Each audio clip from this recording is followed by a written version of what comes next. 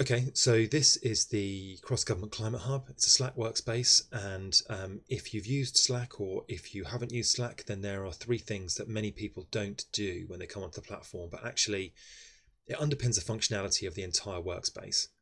So the first thing to do when you join the platform is to create your profile. So you click on your icon up here and you click on profile, and your profile will appear here. Now to edit it, you just click on the pen, and this is the full name that I've got, which is the one that shows when I'm writing a message. And this is the name that will display when people type at in a message to mention me. So then they'll start seeing Ian Cable brackets education lead, and then they'll know they have the right person. This is where you add the detail about what you do, and this is where I've added interests as well, what my background is, and I've also added something silly about what I'm doing at the moment, which is I'm playing a bit of Zelda. Well, not as much as I'd like, but I've put that in there so I can show you how the search works. I've also got my work phone number, which is also really useful, but people barely ever use them. You can upload your image here, and you can change this whenever you like. It takes seconds, and then just save the changes. So now what you can do when you join the workspace, after you've set your profile up and you want to think about who to connect with or what channels to join or what the conversations are, you click on the search.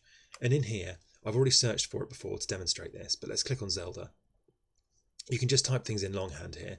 But what happens is there are no messages with Zelda mentioning it.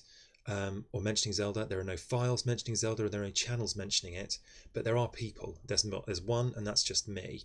So I come up here, and what you can do is you can message the person directly. You can view their profile, and you can also understand what they're interested in and what their knowledge is, and you can mention them in a channel.